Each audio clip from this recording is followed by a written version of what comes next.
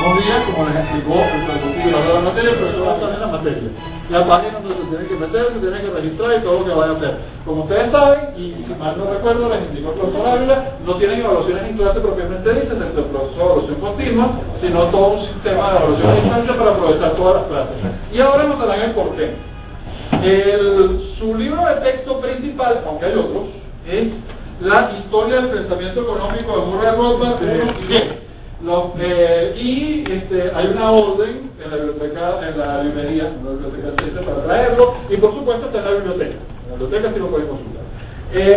Historia del pensamiento económico de Murray Rothbard, tomo 1, es el libro de texto de nuestro primer semestre en esta materia, y tomo 2 es el libro de texto del segundo semestre en esta materia. En el segundo semestre van a utilizar otros textos como principales, pero en este semestre este es el principal, casi que lo mismo.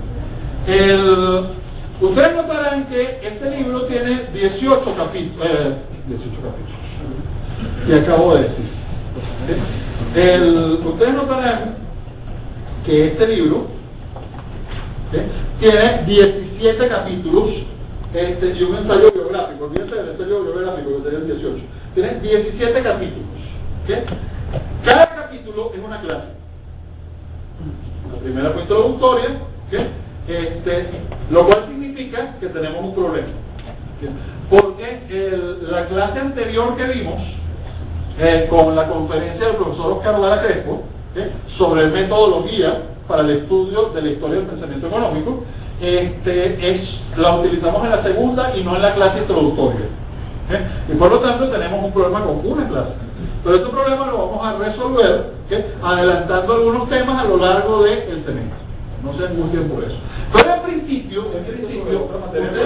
yo les dije, comienzan a adelantar la lectura de su libro principal, ¿verdad? Bueno, para hoy, ya formalmente, tenían que haberse leído el capítulo 1 antes de clase. Y para la próxima semana tienen que traer leído el capítulo 2. Y para el siguiente 3, 4, 5, 6. En algún momento el profesor me va a decir, lean hasta tal punto del otro capítulo, no uno solo, porque vamos a adelantar en clase, ¿me explico? Okay. Pero en principio es el capítulo correspondiente antes de la clase. Entonces, no se leyeron el capítulo 1. Primero, ¿qué es lo que no vamos a encontrar en el libro del profesor Rothbard? Lo que no vamos a encontrar en el libro del profesor Rothbard es la formalización sistemática, o sea, la presentación formalizada sistemática de su metodología para la comprensión, recuerda, la historia de comprensión, de lo que es el pensamiento económico para poder comparar sistemáticamente el pensamiento económico de unos autores, escuelas y periodos con el de otros. Eso, la sistematización que nosotros utilizamos y buscamos, es la que nos explica la metodología del profesor Vara. ¿Cómo entienden estos señores a la gente? Y a partir de cómo entienden a la gente, cómo entienden el proceso. Eso no está aquí, porque eso es Rothbard estático. Lo piensa y presenta conclusiones. Pero nosotros vamos a tratar de siempre hacerlo explícito. ¿Me explico? Y eso forma parte de su esfuerzo de comprensión y de investigación. Leyendo esto, ustedes van y tomando otra investigación histórica, ustedes van a tratar de descubrir, a veces se lo va a decir el profesor y otras veces lo van a tener que investigar ustedes mismos. Bueno, y estos señores, ¿con qué agente están trabajando en base a lo que dicen? ¿Me explico? De acuerdo. Entonces, empieza Rothbard en el capítulo 1, hablando de la ley natural. Y nos dice que, como suelen decir muchos libros, Rothbard escribe como un erudito, porque era un erudito. Un erudito es alguien que sabe una descomunal cantidad de información que las personas comunes y corrientes pues no. Y eso es interesante porque cuando uno lee un libro de Rothbard le pasa lo mismo que cuando lee un libro de Hayek. Normalmente los economistas leen poco, pero el problema es que cuando uno lee un libro de Hayek, cualquiera que lea un libro de Hayek, lo siguiente que dice, porque comienzas a ver las citas, y el hombre cita los clásicos griegos, los clásicos romanos, los filósofos chinos del siglo III antes de Cristo, o sea, cita. Y claro, cuando tú vas a la bibliografía es más larga que el libro. Es una cosa impresionante. Rothbard es igual. Entonces están trabajando como eruditos y eso significa que no van a ver la historia del pensamiento económico a través de los grandes pensadores. Si ustedes quisieran ver la historia del pensamiento económico a través de los grandes pensadores exclusivamente, yo les recomendaría, por ejemplo, el texto desde un ángulo austríaco, quiero decir, en este caso, hay otros ángulos, les recomendaría otro texto que se llama así, Historia del pensamiento económico a través de los grandes pensadores, que es de Marx Skousen. Marx Skousen. Marx Skousen es uno de los economistas austríacos más brillantes de los últimos tiempos. Murray Rothbard parece que había leído tantos libros como dicen la propaganda de la República Popular de Corea del Norte que escribió el glorioso líder Kim Il-sung. Kim Il-sung oficialmente escribió 18.000 libros. Sí, uno por día durante 40 años. Bueno, hay 18.000 libros que están escritos, están publicados y que dicen que el autor es Kim Il-sung. Pero bueno, el asunto es, en todo caso, que Murray Rothbard, pero varios años después, Murray Rothbard entrega el volumen 1, y el volumen 1 no empieza con, nos habla de Hesíodo, el poeta clásico griego. Es decir, el cuento es totalmente diferente. Vamos a ver a todos, no a los grandes pensadores, sino a todos los pensadores que influyeron sobre los grandes pensadores. Porque los grandes pensadores son los que los historiadores transformaron en los grandes pensadores. Porque de hecho en la introducción, que esa sí me la leí, pero muy lentamente porque lo estoy leyendo en inglés, le echa pestes a Adam Smith. Prácticamente dice que Adam Smith es el padre. Chapete a todo. Bueno, Rothbard piensa que Adam Smith no es el padre de la economía, ni siquiera es su padrastro. Es un plan, para Dios le caía muy mal a él. Pero en todo caso, lo interesante era, por eso es que no podía empezar todavía. Pero el asunto es que, ¿cuál es el punto de Rothbard? Rothbard dice, la historia del pensamiento económico vista a través de los grandes pensadores es un error. Y es un error porque esos grandes pensadores nos convirtieron en grandes pensadores los historiadores.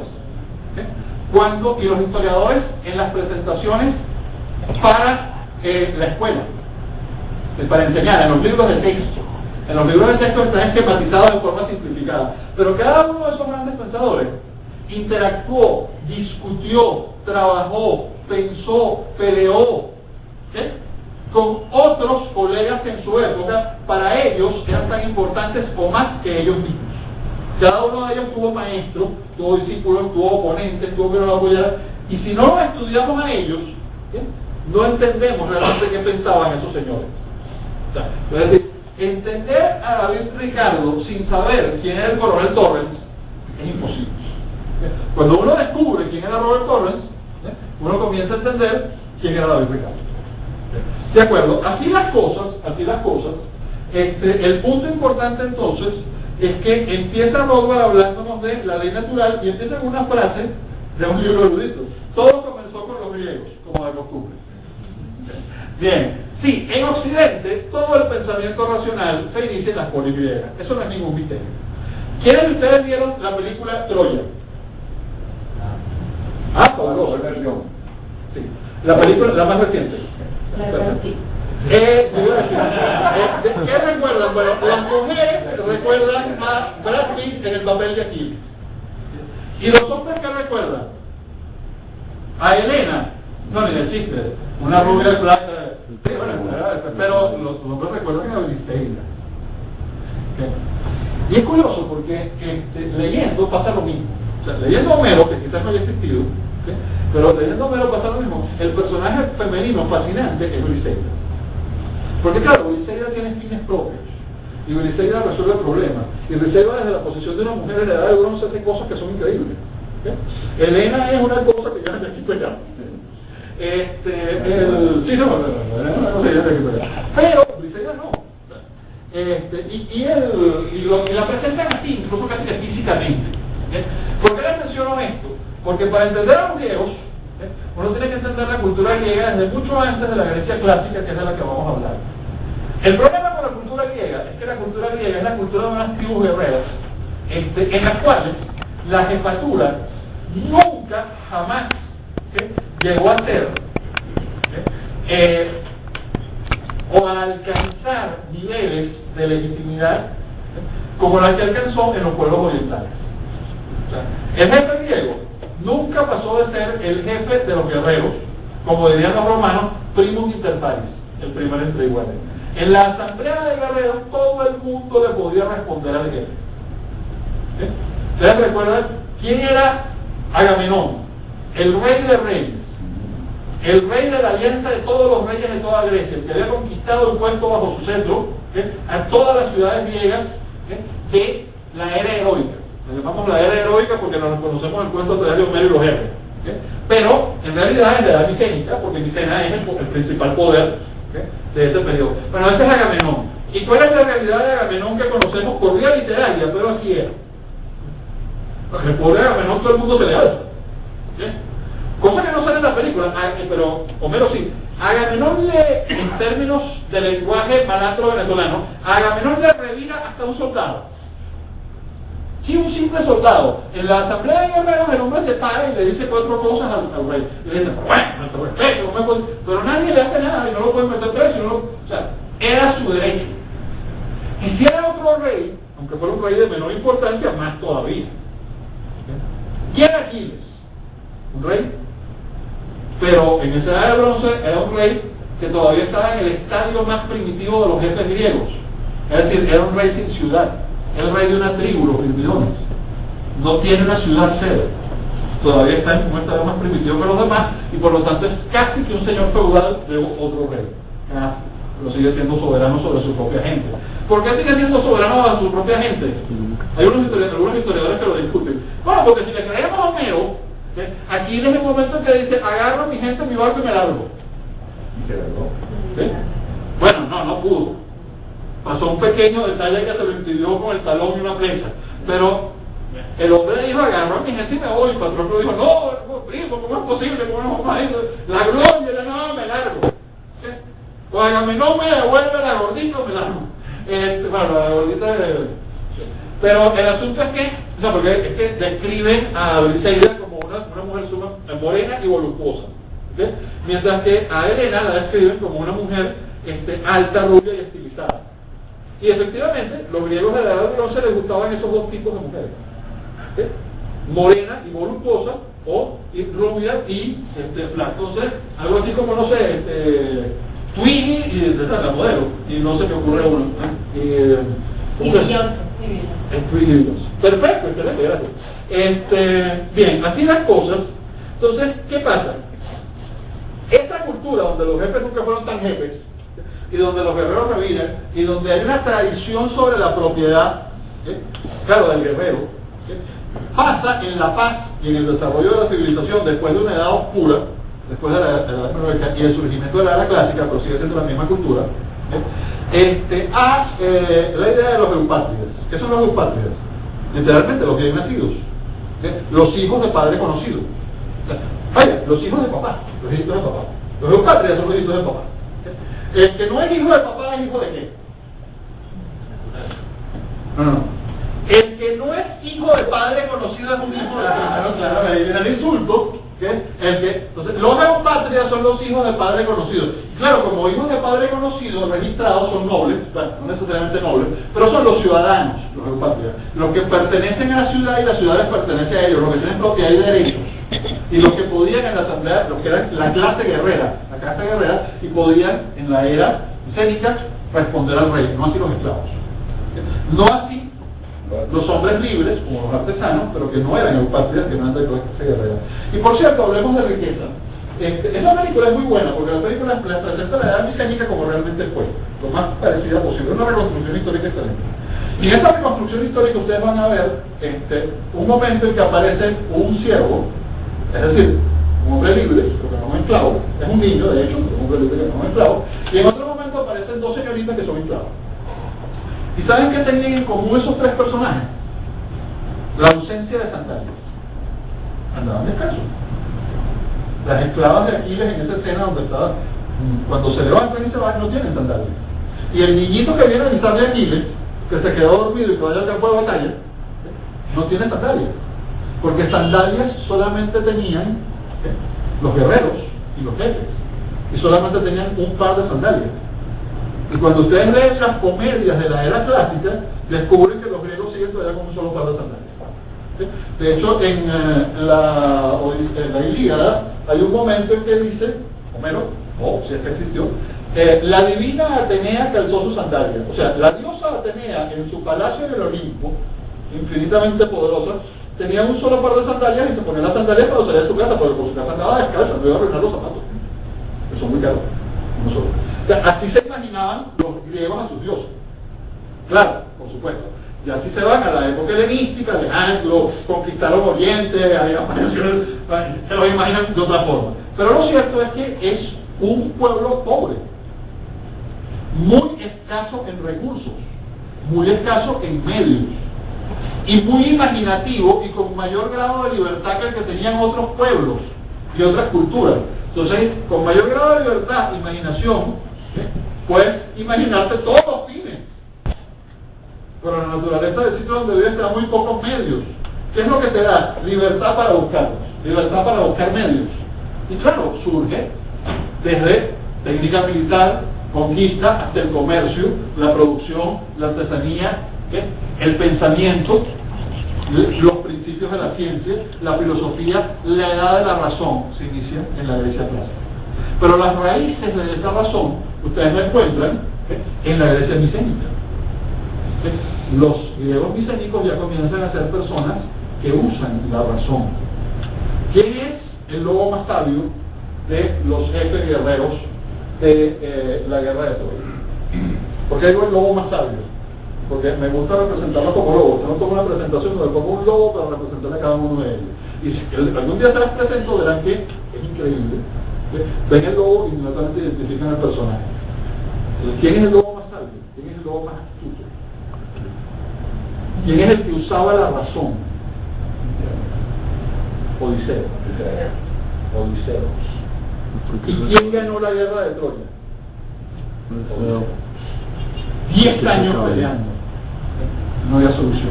¿Quién ganó la guerra de Troya? ¿Cómo ganaron los griegos la guerra de Troya? Con esto. No con esto. Esa era la diferencia de Grecia. Por eso Grecia se hace poderosa. Y por eso nos dice Roma, todo empieza con los griegos, como de costumbre, al menos en Occidente. Y la polis griega. Los griegos elaboraron una teoría, un modo de razonar, un método de hacer ciencia, que más tarde llegaría a denominarse ley natural. Y lo primero que lograron los filósofos griegos, de la era clásica, fue desarrollar, sistematizar el pensamiento recto, el pensamiento adecuado, la lógica, el método de pensar correctamente. Los griegos fueron los primeros en desarrollar 3 cosas como nunca antes se había desarrollado en la historia humana: de sistematizar, o sea, de formalizar científicamente 3 cosas como nunca antes se había formalizado en la historia humana. ¿Qué fueron?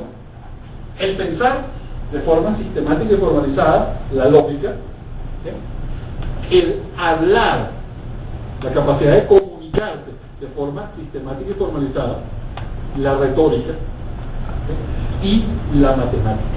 Los griegos son los primeros grandes matemáticos de la historia y como tales se tiraron en medio de sus grandes avances matemáticos una numerología fantástica, que es la cosa menos científica del mundo, que son los pitagóricos.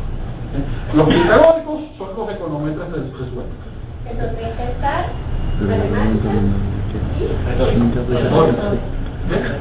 y en la Edad Media, pero ¿de dónde sale el derecho moderno? Del derecho canónico. Claro. ¿Saben por qué el derecho moderno sale del derecho canónico?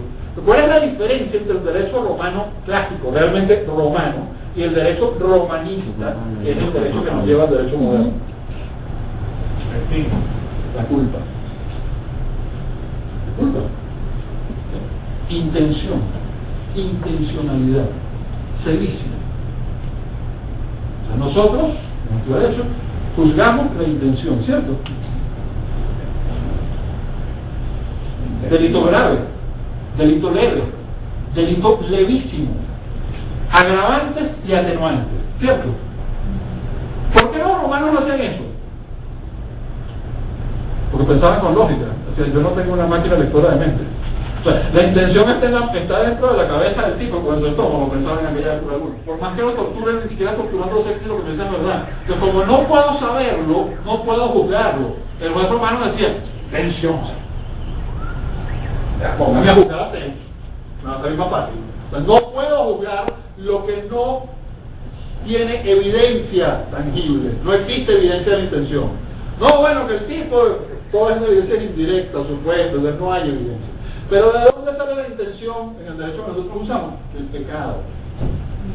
Pecado venial, pecado mortal, delito leve, delito grave. ¿Quién sí juzga la intención? ¿Quién sí puede juzgar la intención? Dime, Dios. Claro, porque ese sí la sabe. Y entonces nos tomamos los conceptos de pecado que se trasladan al derecho canónico, unos pretenciosos que creían que sí podían ver la intención, y la trasladamos al derecho. Bueno, no fuimos nosotros, fuimos nuestros antepasados por un proceso casuístico, lento, pero sí, de ahí viene, no es de otro sitio. Por eso es que en el derecho romano no hay intención. O sea, por eso en el derecho romano tú mataste o no mataste, no es de dos. ¿Okay? Pero que fue con maldad, no sé. Mire, fue un accidente, no sé.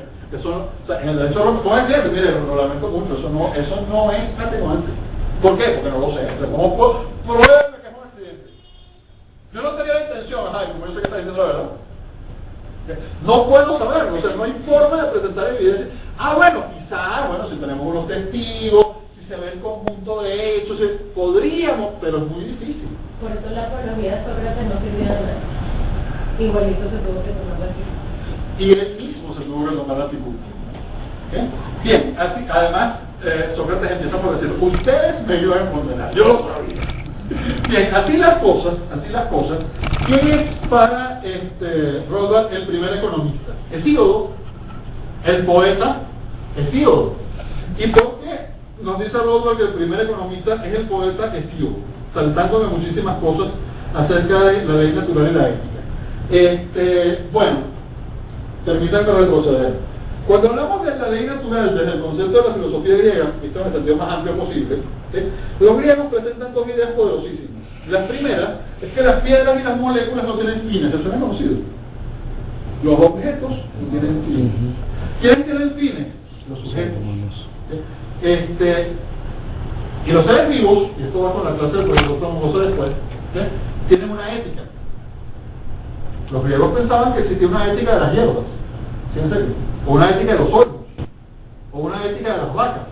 ¿Cuál es la ética de las vacas? Todo lo que es conveniente para la vida y prosperidad de la vaca. Esa es la ética de la vaca.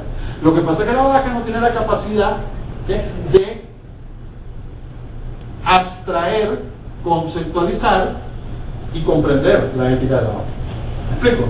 No. El hombre sí, porque tiene logos, el hombre tiene razón. El hombre es capaz no solamente de ejercer su ética, sino de conocerla y comprenderla. Científicamente, el desarrollo de la ciencia, de la biología, refuerza esa conclusión. O sea, ¿cómo se llama nuestra especie? Según nuestra propia clasificación de especies. El Homo sapiens sapiens. El hombre que sabe que sabe. ¿Okay? Nosotros podríamos llamar al perro, en vez de Canis lupus familiaris, o sea, lobo maestrado, podríamos llamarlo Canis sapiens, porque sabe mucho.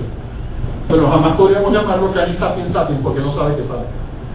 Y esta es una, cuando les digo, por ejemplo, que los animales tienen fines y medios, pero que es radicalmente diferente a la acción humana, a la acción de un animal que tiene un cerebro suficientemente desarrollado para tener fines de identificar medios, me refiero a eso. La diferencia es saber o saber que sabes. ¿Qué se necesita para saber que sabes? Por ejemplo, lenguaje. Porque sin lenguaje no es posible la abstracción. ¿Me explico? Los perros transmiten, o sea, son capaces de hacer un grupo de sonidos que los otros perros saben lo que significa y nosotros no. Los perros hacen un sonido que significa, si tocas este hueso te mato. Y todos los perros saben lo que significa este sonido. Y muchos animales tienen eso, llamadas de advertencia, transmisiones de información. Aquí está la cacería. Un lobo cuando aúlla transmite casi 5 informaciones, hace casi una frase. Pero son muy pocas las informaciones que transmiten por esos medios sonoros. Ahora fíjense, los perros son capaces de asociar en su cerebro un sonido con un objeto o imagen mental muchísimo más de lo que ellos son capaces de transmitir mediante un sonido ellos mismos. Es decir, los perros tienen en su cerebro un lenguaje mayor que el que serían capaces de transmitir. Debe ser desesperante saber algo y no poder decirlo. Es posible que este fenómeno pudiera ser una de las claves de por qué evoluciona el lenguaje en especie. Pero en todo caso, y es un punto importante, los seres humanos tenemos lenguaje y tenemos una razón muy desarrollada, la más desarrollada que se conoce en la naturaleza. Si existe otra más desarrollada, todavía no la conocemos. Y evidentemente no está en este terreno. El punto es entonces que la especie humana es la única que puede y debe hacerse su propia ética. ¿Sí? Y bueno, sí puede, pero limitada al tamaño del cerebro. Así que los animales tienen precultura. Ahora bien, cuando yo les decía, por ejemplo, que existe la ética de las gacelas, ustedes inmediatamente se habrán dado cuenta que existe un conflicto ético fundamental. La ética de las gacelas está en conflicto con la ética de los leones. O sea, el cuento del Rey León, el ciclo de la vida. Las gacelas están muy felices, hijo mío, Simba, que no las comamos, porque el ciclo, bueno, si quieren tener buena filosofía en el Rey León, Hakuna Matata. No, eso es buena filosofía. Eso es una explicación de algo que se llama se llama incluso eudomonismo, pero es toda una construcción ética en base al placer y la autosatisfacción, con prudencia. O sea, Hakuna Matata es filosofía. Puede que estemos de acuerdo o no con esta orientación filosófica, pero eso sí tiene sentido. Ahora, el ciclo de la vida es un chiste cruel. No es así. La ética de las gacelas choca necesariamente con la ética de los leones. Y por lo tanto, otra característica interesante de la ética humana es que la ética humana, como somos seres que tenemos capacidad de abstracción, ¿sí?, intenta incorporar en algún grado. ¿Cuál es el grado? Estético, ¿sí?, moral y ético, la ética del resto de las especies. A ver, ¿es malo comer carne? Hay gente que dice que sí, que no es ético, y hay otros que decimos, no, pues eso es natural, todo. Perfecto, sí. Está muy bien. Ahora, ¿es ético darle una patada a un perro? No. ¿Y por qué hace 30 años, por qué no lo hacía y nadie le ponía atención a eso? La moral ha cambiado. Sin embargo, ¿saben lo que ya decían los romanos sobre este tema? Herederos automáticos de toda la lógica griega. Que había algo que se llama, ¿qué?, virtud, ¿qué?, o dignitas, dignidad. Los romanos decían, una casa es una propiedad. O el arete griego que también es virtud. Sí, arete es virtud. Pero no existe una palabra griega que signifique realmente dignitas.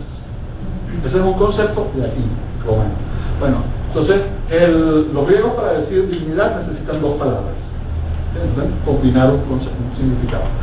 Pero si existe una palabra que lo traduce, pero no significa lo mismo. A veces uno traduce de un término hasta parecido y no significa lo mismo en los idiomas. Bueno, el dignitas romano es muy interesante porque sí proviene de la filosofía griega, aunque la palabra es exclusivamente latina. O tiene antecedentes en la forma de razonar de los griegos. El dignitas romano nos dice que, por ejemplo, una casa es una propiedad y como tal tiene todas las propiedades de la propiedad, del propietario, ¿cierto? Pero no tiene el dignitas que tiene un buey, porque un buey es un ser vivo. Y la vida le otorga una dignidad superior a la de un objeto inanimado. Así que moralmente, quizás legalmente sí, pero moralmente no podemos tratar al buey propiedad de la misma forma que a la casa propiedad. ¿Me explico? Y por supuesto, si moralmente no lo podemos hacer y existe un consenso lo suficientemente fuerte, podrían obligarnos legalmente. ¿De acuerdo? Por la vía consuetudinaria, aunque lógicamente podríamos no estar de acuerdo, pero sí, por ahí es que se forman regulaciones sobre la propiedad. El dignitas romano es el que comienza a establecer regulaciones que parecen razonables a la propiedad, razonables de la razón, y prudentes, jurisprudencia, el ejercicio prudente del juicio de los jueces. Prudente. No es hágase justicia aunque el mundo se nos quede encima. Es hágase justicia para que el mundo no se nos quede encima. Bien, esa tradición de pensamiento, si ustedes la rastrean desde el punto de vista de lo que llamamos hoy en día economía, nos dice nos dice Rothbard que el más importante, el mejor de los filósofos es Aristóteles. Aristóteles tiene algunas intuiciones económicas absolutamente geniales, pero en general desbarra como economista. Sí, bueno, Aristóteles le dejó a la economía dos de sus mayores problemas a lo largo de toda su historia y desarrollo. Uno de los problemas que heredamos de Aristóteles, bueno, tenía yo aquí muy bonito. Uno de los problemas enormes que heredamos de Aristóteles fue el problema de lo que él llama la equivalencia de intercambio. Y eso lo resolvieron los economistas clásicos hablando de valor de uso y valor de cambio. Solamente hay valor de cambio. O sea, Aristóteles decía que las cosas se cambiaban porque eran del mismo valor. Y por supuesto, eso lo llevó a dispararse unas barbaridades impresionantes. Hay un texto de Aristóteles que economistas de todas las épocas y estudiosos han tratado de interpretar y sacar el significado, donde el tipo dice que tienen una equivalencia de intercambio por el valor el zapatero y el constructor de casa y el carpintero, porque intercambian zapatos por trabajo del carpintero. Es imposible. Eso no tiene solución. ¿De qué está hablando? ¿Del valor del trabajo, los tipos? Sería subjetivo. ¿Del valor de la producción? Sería marginal. No, del valor de equivalente de horas de trabajo, así lo pensó Marx. Eso no tiene traducción. El hecho, y eso nos lo menciona Rothbard aquí, el hecho de que estemos tratando con un gran pensador, con un gigante intelectual, con alguien cuyo poder intelectual está muy por encima del nuestro, no significa que no pueda decir tonterías. Todos los seres humanos, incluso los que son mucho más inteligentes y usan mejor la razón que nosotros, vulgares mortales, comunes y corrientes, que avanzamos porque estamos parados sobre los hombros de gigantes, pero esos gigantes también decían tonterías y a veces las ponían por escrito. Aristóteles también, como le entró a la numerología pitagórica, que no es ciencia, sino toda una cuestión extraña, donde los números tienen significado moral y predicen el futuro y hacen un montón de cosas, pero como los accidentes de los cristales y la nueva era. Esa es la nueva era de la época. Bueno, comenzó a tratar de meter eso en su razonamiento de lo que hoy llamaríamos economía. Hay un montón de gente que está empeñada en encontrar el origen de la econometría en Aristóteles. Bueno, lo peor de la econometría, sí. O sea, francamente, es prácticamente el equivalente a la astrología. Ahora, el buen uso de las herramientas matemáticas para la estadística y economía aplicada, eso es otra cosa. Eso no tiene nada que ver ni con la numerología de Aristóteles ni con la mala econometría. Sí, soy austríaco y estoy diciendo que hay buena econometría. Sí, nada. Pero es estadística, sobre todo un buen manejo de la estadística. El problema es que la estadística da de sí lo que la estadística da de sí y no más. Por ejemplo, la estadística no va a teoría. Ordeñenla todo lo que quieran, de ahí no va a salir teoría. Bien, así las cosas, aunque los griegos con Aristóteles hablan de oikonomia, y ahí viene el término economía, eso no es economía. Los griegos, para referirse a lo que nosotros llamamos economía, tienen una palabra despectiva, es un insulto. Todavía se usa como despectiva, crematística. Nosotros nos interesa crematística, nos interesa maluco.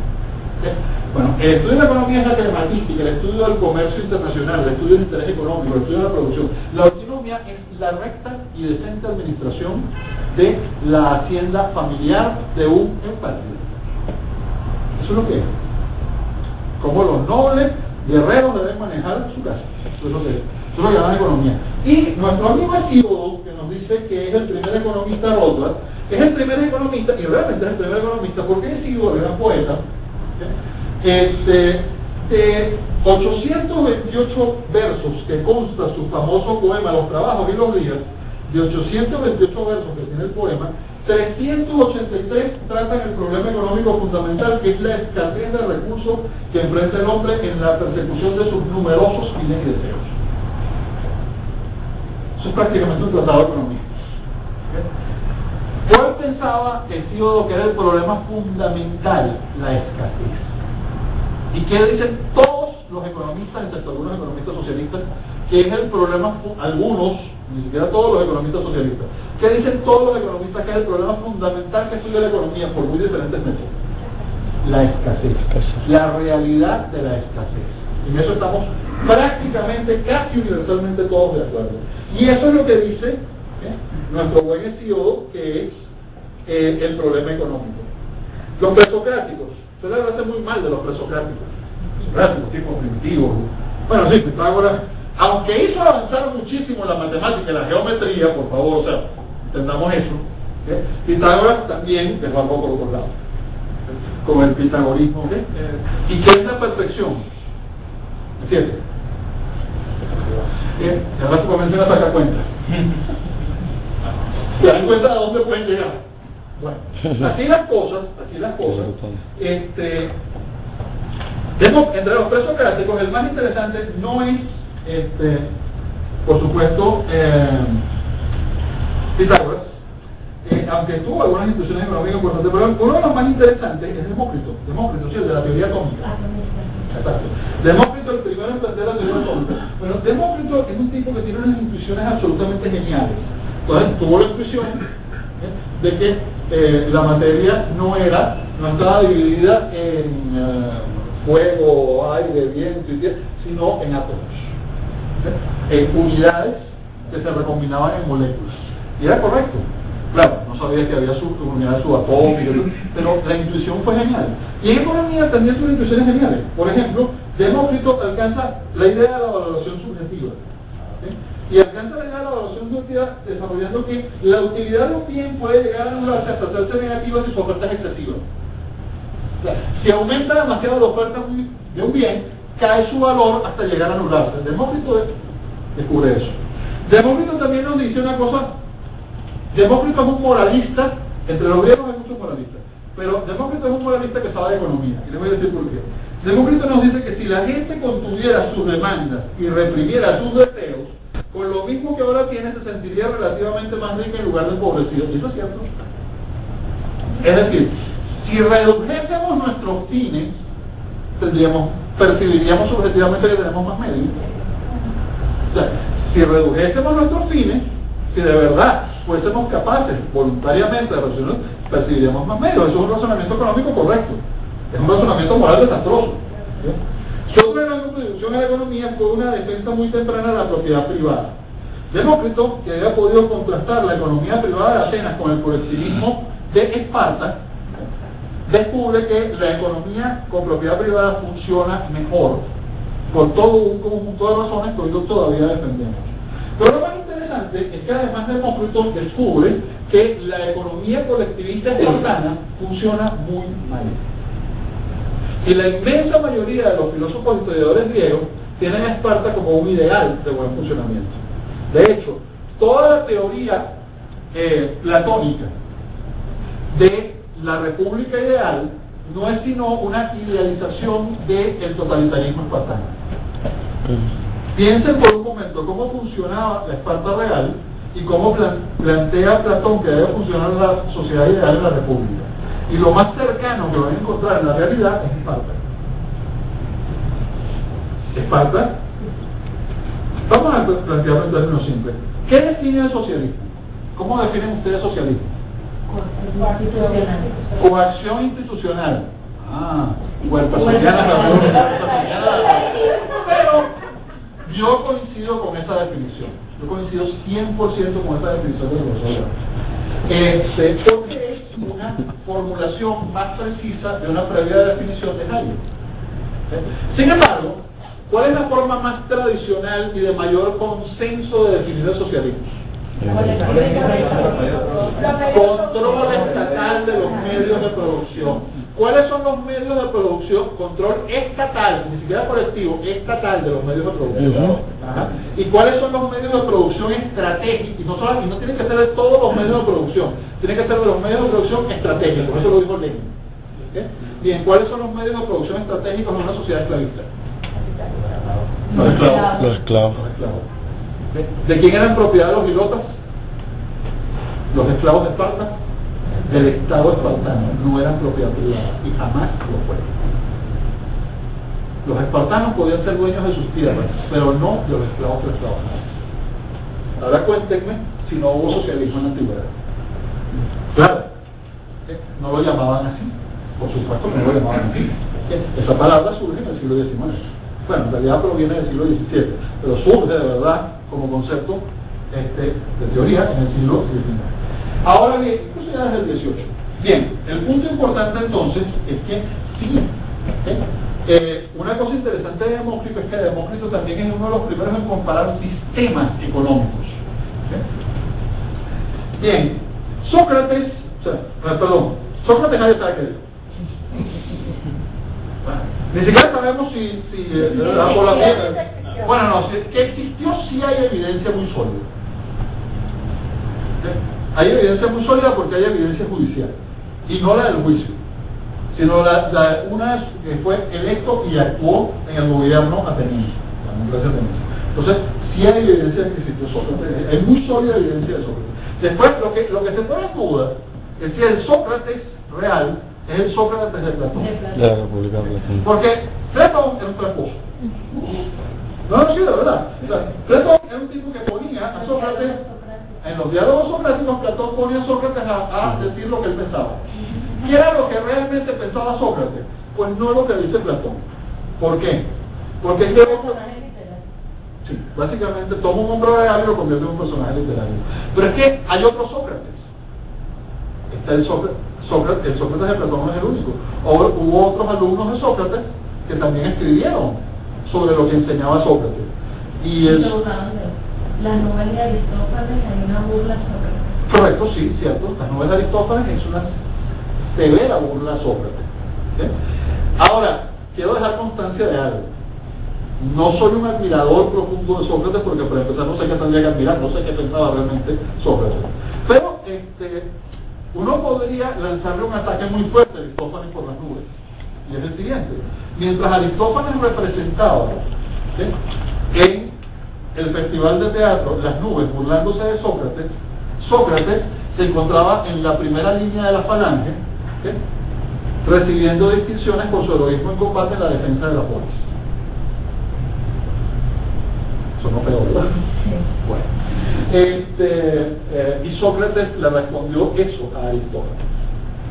Que en todo caso, por cierto, ese Sócrates que respondió eso no es el Sócrates de Platón. Eso es un punto muy interesante. ¿Quiénes fueron los dos?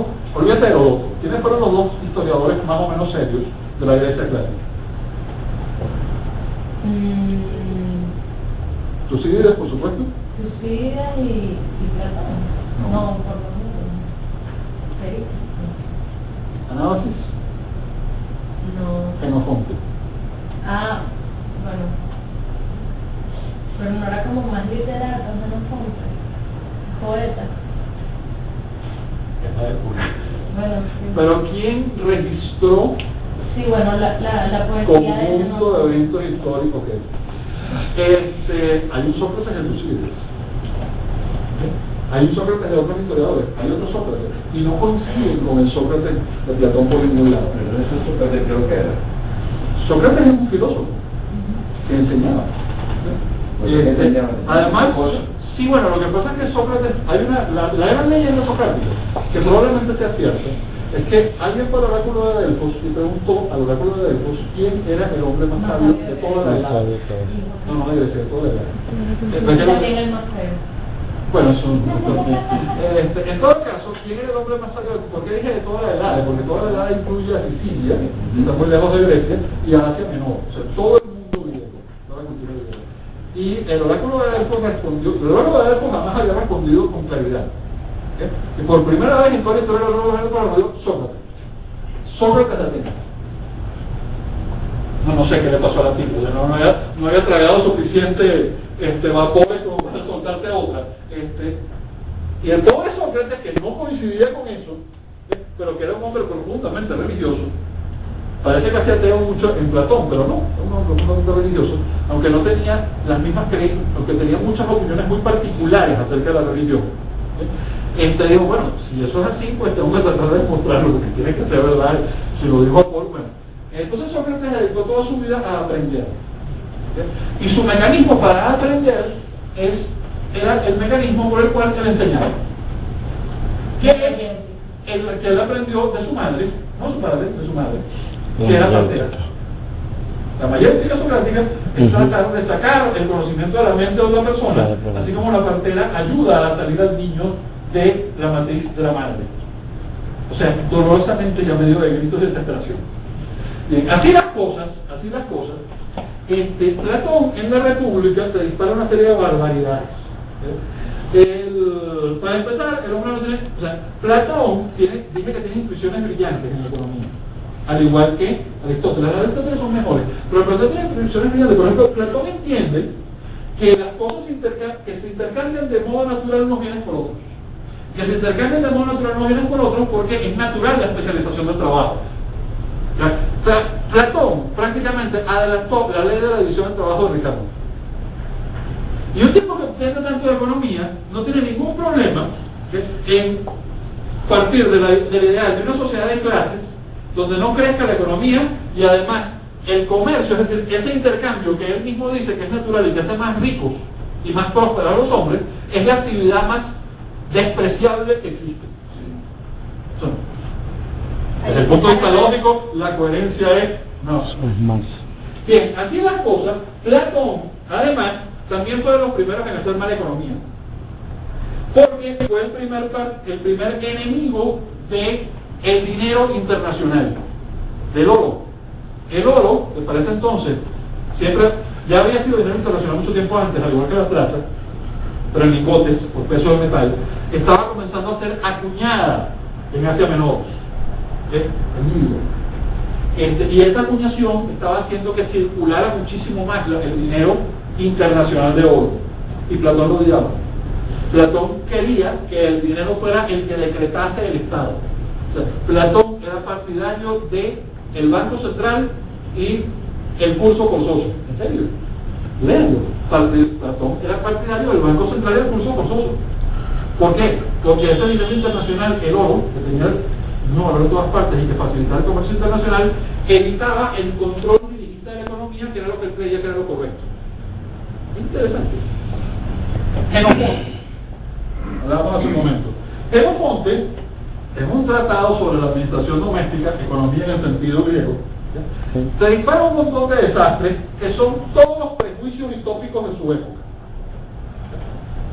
El comercio es inmoral, el comercio del por menor es el más inmoral de fíjense porque el comercio por menor es igualito a los venezolanos de hoy en día. El pobre portugués especulador es la víctima de todo, y lo exageran de cuenta.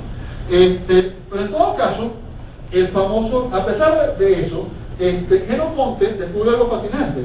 Genofonte descubre que la división del trabajo en la sociedad está necesariamente limitada por la extensión del mercado para sus productos. El próximo en darse cuenta de eso para mí que sepamos. A lo mejor alguien se dio cuenta en el intermedio y no nos llegó el documento. Sí. De la antigüedad se ha perdido mucho, muchísimo. ¿Okay? La biblioteca de Alejandría completa. Bien. Entre Genofonte y Adam Smith, nadie en Occidente parece haberse dado cuenta de nuevo de eso. ¿Qué significa eso? Genofonte lo dice muy bien. En un pueblo pequeño, el mismo carpintero hace las mesas, las sillas y repara los techos de las casas. El mismo carpintero. En una gran ciudad hay un carpintero especializado, ¿sí?, en hacer patas para las sillas. Y con eso vive e intercambia con los demás. O sea, el grado de especialización de división del trabajo está limitado por el tamaño del mercado. Eso es una intuición económica brillante. Aristóteles y la propiedad privada. Hablemos bien del maestro Aristóteles. Casi todos en algún grado somos aristotélicos en lógica. Casi todos. ¿Sí? A menos que decían ser platónicos. Si decían ser platónicos, lárguense de ahí. Es que Platón desarrolló una teoría que no tiene ninguna importancia para la economía. La menciona Rothbard, pero va a tener importancia para los grandes errores en la economía. Y es la teoría de que la realidad no es la realidad que podemos, de la cual podemos tener conocimiento, ni de la cual podemos abstraer información lógica, no solamente de la cual podemos ver y tener conocimiento tangible, sino de la cual podemos conocer o inferir lógicamente ambas cosas, sino una realidad ideal que está en el mundo de las ideas no conocidas, que es la realidad real verdadera, y la realidad que nosotros sí conocemos es un mero reflejo accidental de aquello. Eso es una barbaridad. O sea, el cuento de eso no tiene ni pies ni cabeza. Bien. Cuando hablamos de la mayéutica, en términos socráticos y la búsqueda de ese saber que ya está ahí dentro, eso no es parcialmente platónico. Es decir, no se asume que hay un conocimiento interno. Es posible que algunas de las ideas de Platón se basen en Sócrates, o es posible que, como siempre hemos dicho, Platón se inventó un Sócrates literario, la mayéutica socrática sea una forma de propaganda de esta idea de Platón, de ir introduciendo, ¿no? Son muchas cosas posibles, pero hay una relación, eso tiene toda la razón. ¿Qué pasa? Así como cuando hablábamos de empresa, de la empresa de la conquista, de la empresa, ¿quién mencionó a Tolkien? Tolkien, Enterprise. La empresa, ¿de quién era la empresa?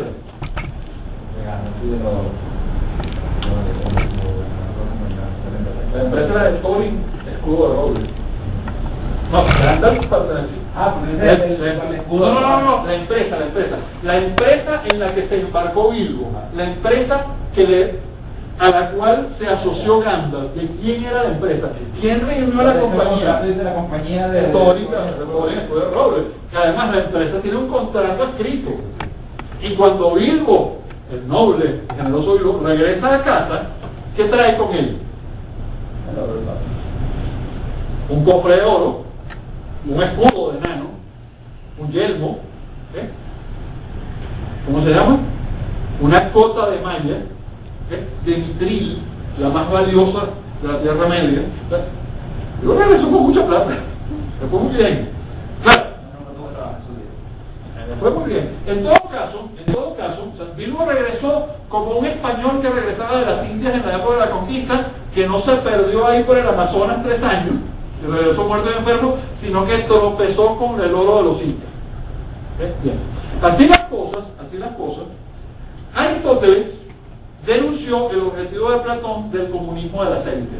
Platón propone el comunismo de las élites y se lo copia de Esparta, de la Esparta real, pero lo lleva al último extremo. Platón propone el ideal comunista que ha mantenido la idea comunista a lo largo de toda la historia. La propiedad común de los bienes y las mujeres. Sí, yo sé. Para los comunistas las mujeres también son propiedad. Y si tienen dudas, lean Cecilio Marx. Pero en todo caso, el asunto es que Aristóteles lo denuncia. Aristóteles dice que eso no tiene el más mínimo sentido. Es más, que de hecho, el plantearse, el permitir bajo fuertes regulaciones la propiedad y el comercio de los despreciables artesanos, mandados por unos guerreros y unos filósofos que tengan propiedad colectiva de los bienes y las mujeres, era una receta para el desastre. Como lo fue cuando se intentó, en mayor o menor grado. En todo caso, el punto es así, es que Aristóteles nos dice que la propiedad privada es mucho más productiva y por tanto facilita el progreso. Los bienes que son poseídos en común por un elevado número de personas reciben poca atención. Lo que es de todos no es de nadie, lo que es de nadie, nadie lo cuida. Platón dice que la propiedad comunal favorece la paz social, puesto que nadie envidiaría o intentaría hacerse con la propiedad de otro. Aristóteles responde, la propiedad comunal conduce más bien a un conflicto continuo, permanente, agudo, creciente y sin solución, porque todos tienen que trabajar para todos y no todos van a trabajar igual, pero todos van a recibir lo mismo. Así que ese es el cuento de cómo se va a resolver ese libro. Platón nos dice, además, Aristóteles nos dice además, la ambición de propiedad no es la única razón para los conflictos humanos. La política tiene muchos más elementos que la propiedad. Y nos dice, los hombres no se convierten en tiranos para escapar del frío, sino por otros motivos. La ambición en sí misma existe y no solamente es ambición de propiedad. De acuerdo, la propiedad privada está fuertemente implantada en la naturaleza humana. El hombre no solamente se ama a sí mismo, sino al dinero y a la propiedad, y están ligadas al afecto natural por la propiedad exclusiva.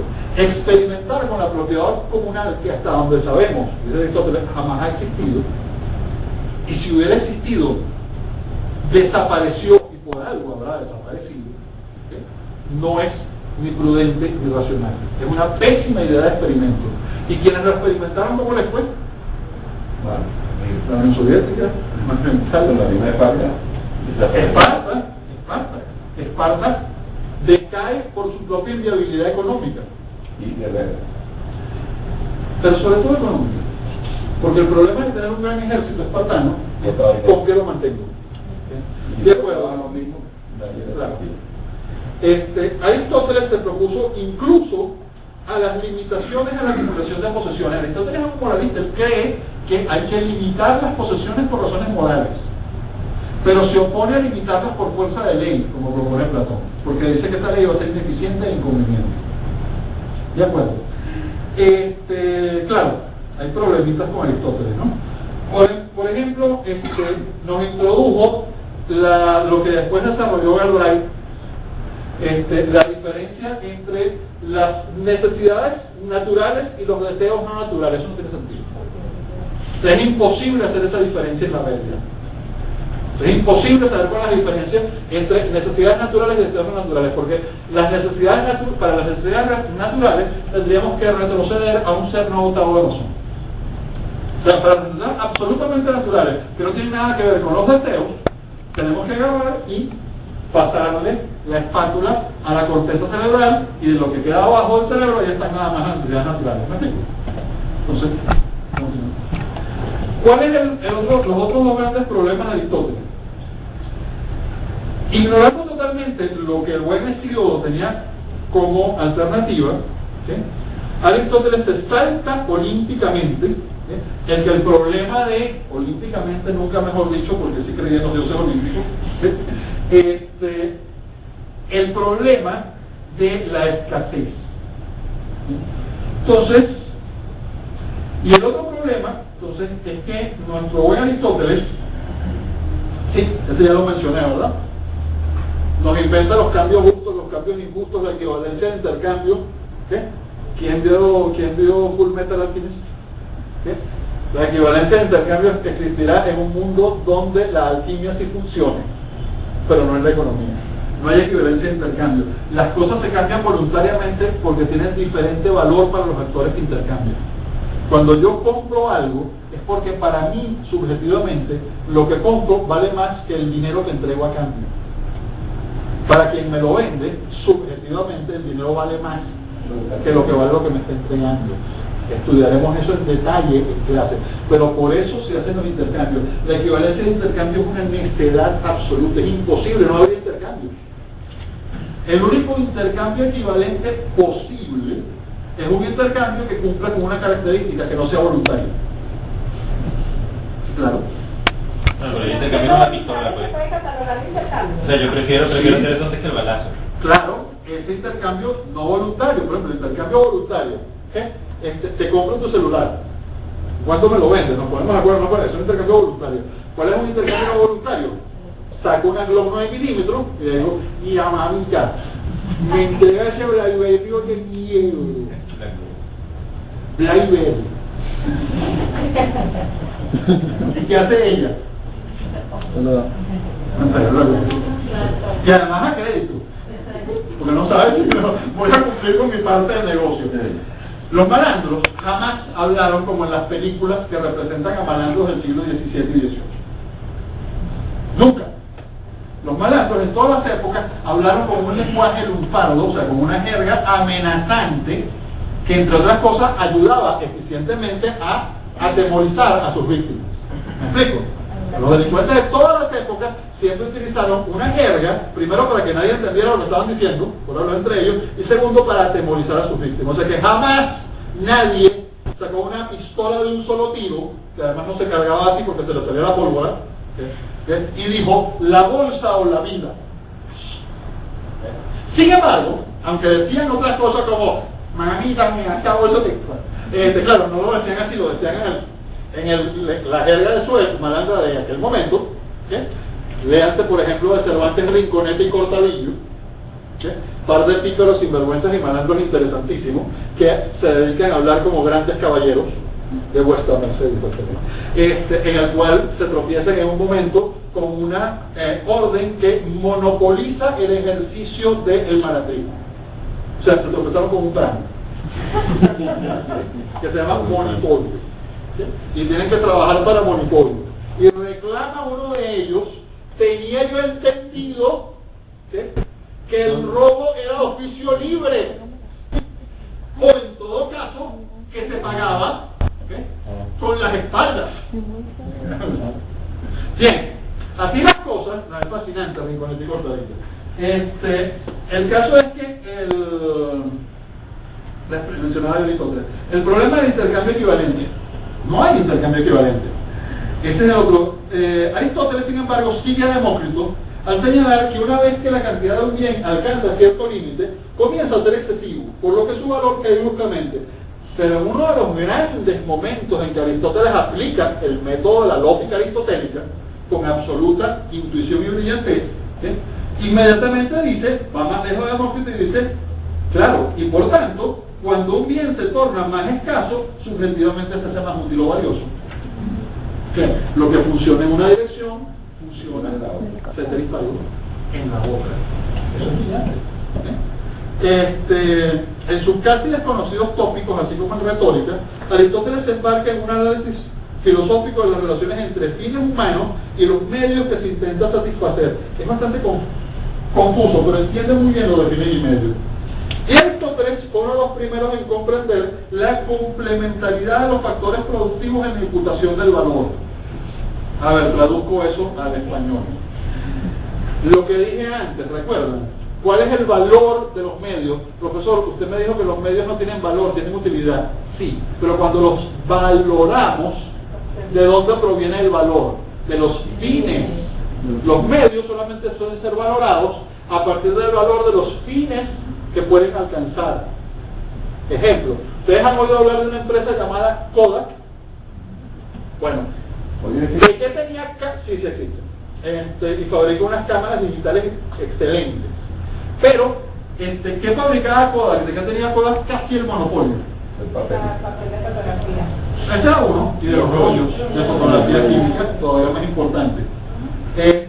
Bien, y todo ese capital que servía para fabricar rollos de fotografía, ¿cuánto vale actualmente?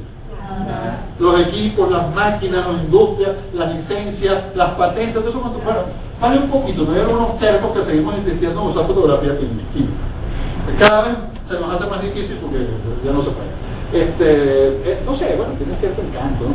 Pero en todo caso, indudablemente, la fotografía electrónica ya superó ampliamente todos los problemas que alguna vez pudo tener.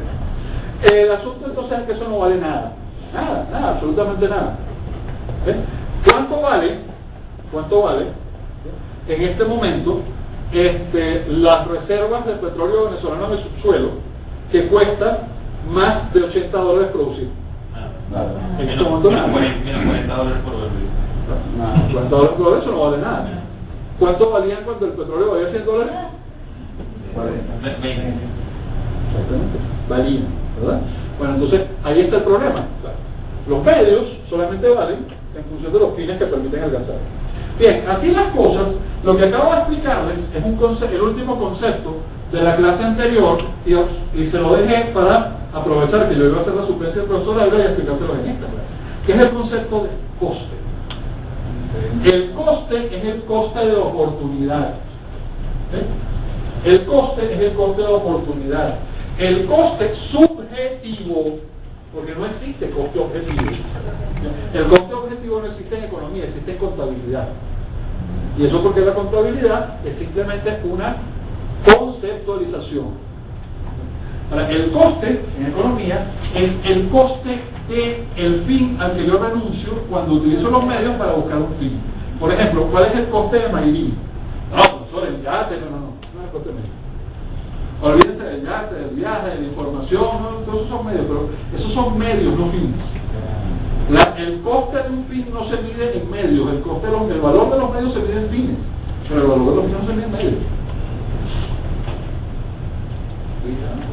Luisa Llana, el objetivo al que dejé de seguir. ¿Cuándo hay ganancia empresarial? Es antes yo siempre pienso que el fin que yo valoro más, vale más. Ex post, cuando quieran sonar elegantes, díganlo en latín. Cuando ex post, después de, yo puedo reevaluar y decidir si ya he alcanzado el fin, valió la pena. ¿Sí? Si valió más o menos que aquellos otros fines a los que yo renuncié. Y de acuerdo a esa conclusión, yo sé si tuve ganancia o pérdida empresarial pura. Claro, ¿en qué sentido hay un costo de oportunidad con respecto a los medios? Antes de que venga Fidel y me lo diga. Hay un costo de oportunidad subjetivo con respecto a los medios cuando yo empleo medios que me pudieron haber permitido alcanzar un fin más importante, más valorado, para perseguir un fin de menor valoración. Y eso me puede suceder ex ante o ex post. ¿Me explico? Yo se lo expliqué cuando comencé a bajar el costo en ese sentido, o sea, en el empleo de medios menos escasos de mayoría. Empezamos por yate de superlujo en las islas griegas y terminamos con que prácticamente que un fin de semana recorrer todos los trabajos. Es decir, mientras no, sabíamos que, bueno, no sé, yo las consulté aquí a las mujeres, y lo que el consenso que me dieron fue que mientras no pueda ir a la huelga de camionetica, así estará empobrecida esta sociedad. Ese es el efecto del socialismo. Si recordamos las ideas del Cido sobre la escasez, de Demócrito sobre el valor y la utilidad. ¿A qué hora termina esta clase? Casi. No lleva con nosotros. Si recordamos las ideas de Cido sobre la escasez, de Demócrito sobre el valor y la utilidad subjetiva, de Platón, a pesar de su desbarre comunista, sobre la oferta y la demanda y la preferencia temporal, de Genofonte sobre la división del trabajo, de nuevo, de Platón sobre las funciones de la moneda. Platón, el primer partidario de destruir la moneda, fue uno de los que mejor la comprendió. Claro, por eso lo que la quería destruir. Porque se daba cuenta de que la moneda, o sea, que el dinero, como medio universal de intercambio, amenazaba el totalitarismo que él defendía. Era una tremenda amenaza al totalitarismo. Y que una de las herramientas más poderosas del totalitarismo es estatizar el dinero. Desestatice usted el dinero y tiene el mayor freno institucional posible de ejercicio del poder totalitario, incluso autoritario y abusivo. ¿Cuál es el único socialista del siglo XXI en Latinoamérica que ha tenido un freno del cual no ha podido avanzar ni siquiera en los momentos en que tuvo más del 70% de popularidad?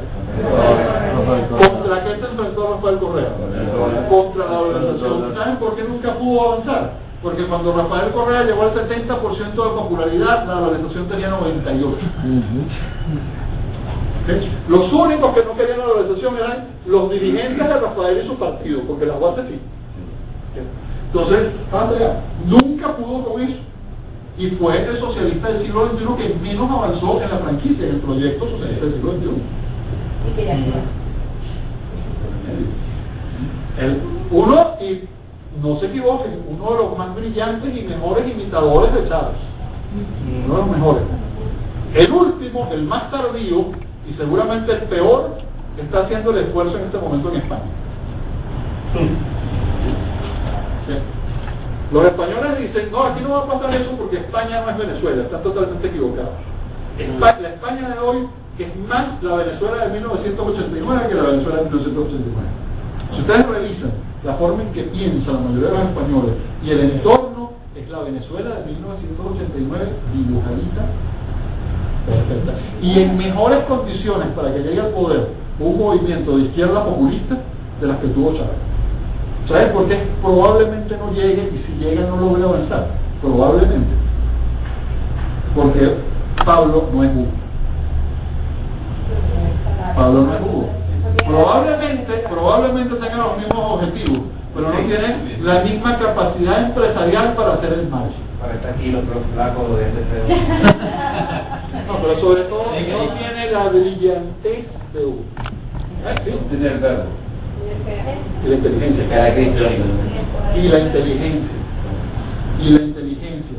Y la astucia, que es otra forma, otra de las cosas. Inteligencia. Es inteligencia. Es empresarialidad, es capacidad de descubrir oportunidades donde otros no las vieron, ¿sí?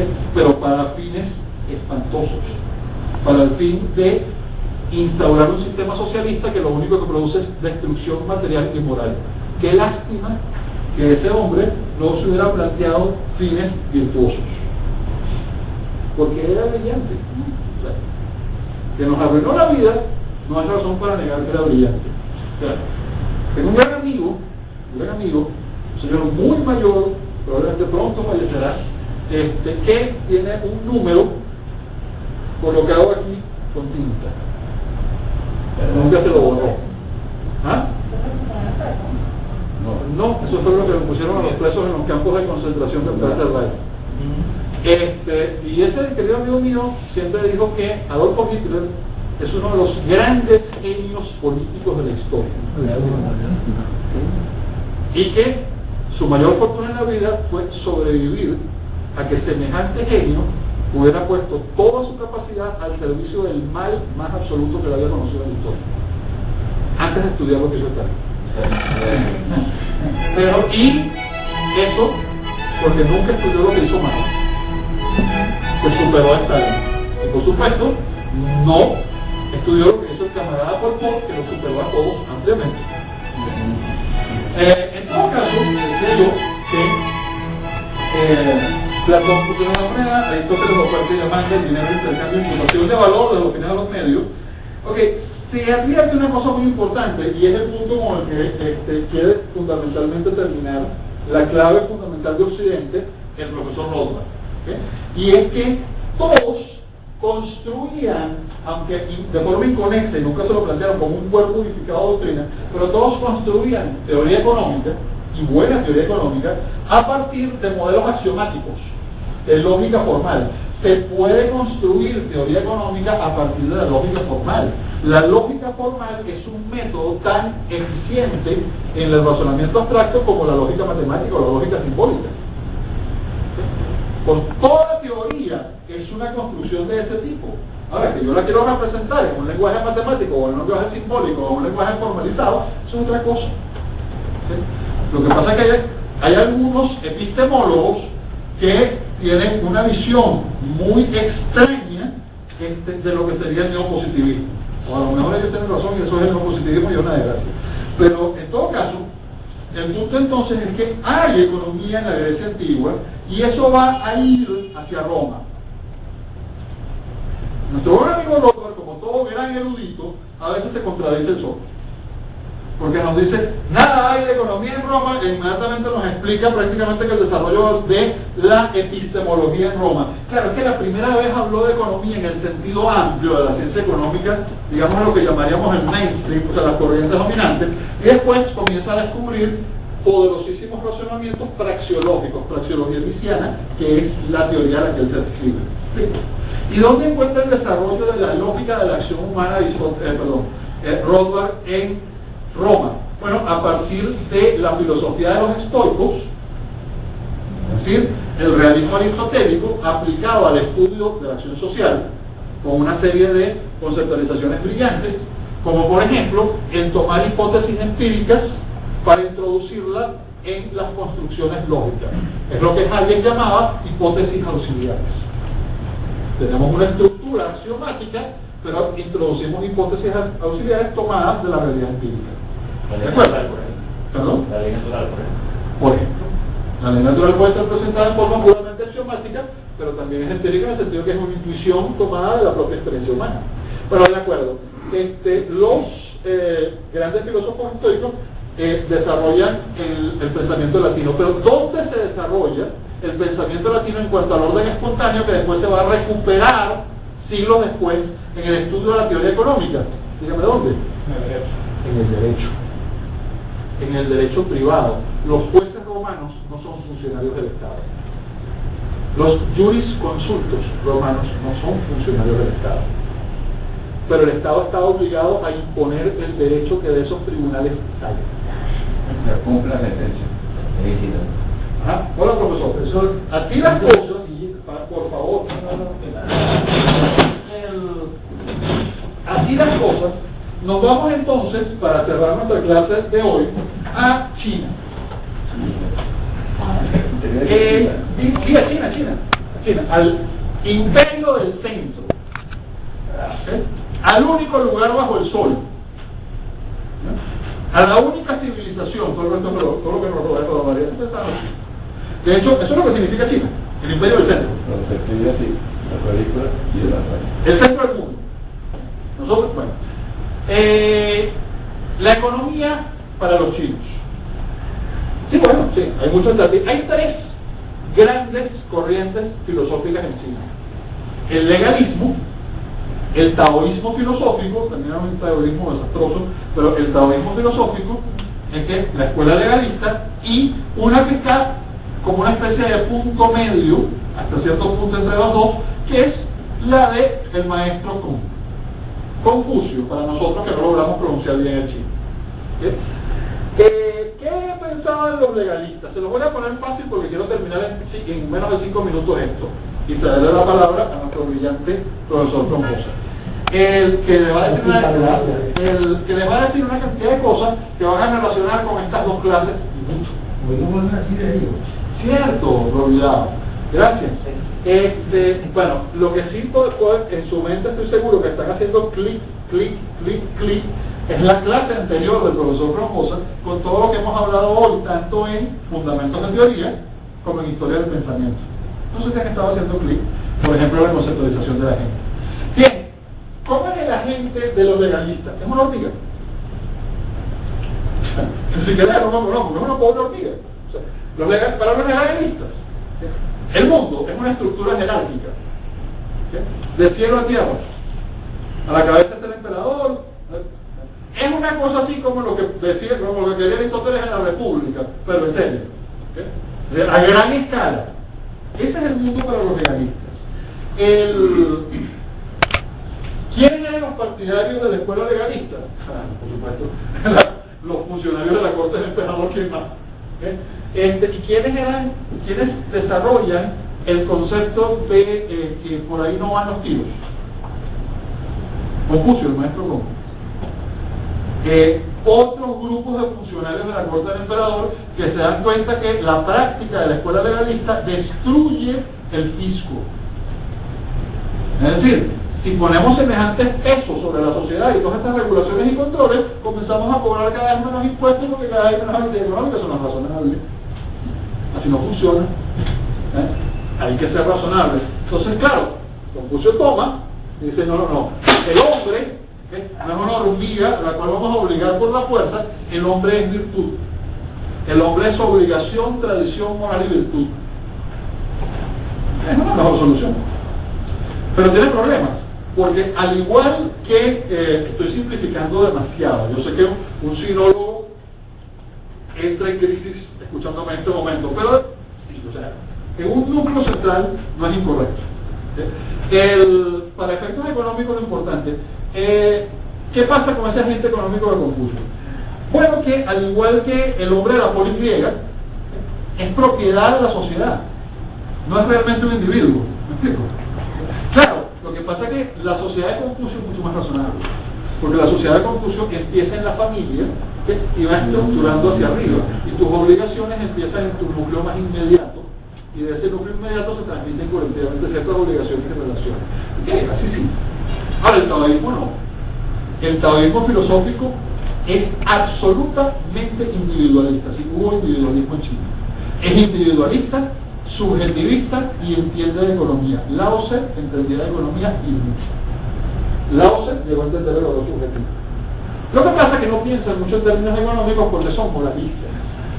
Al igual que cierto griego que mencioné hace un momento, pretenden que en ese mundo desastroso en que viven, la época de los reinos combatientes, vaya época terrible en la historia de China, por los reinos combatientes, pretenden que la gente común y corriente se restrinja, consuma menos, produzca menos, lleve una vida más contemplativa, o sea, se restrinja. Y claro, piensan muy acertadamente que si en ese mundo donde eso parece ser una idea relativamente razonable, hacer este artículo demasiado peligroso, eso los haría más ricos subjetivamente. Que bueno, no es mala economía esa idea. Lo difícil es pretender que el ser humano realmente la aplique.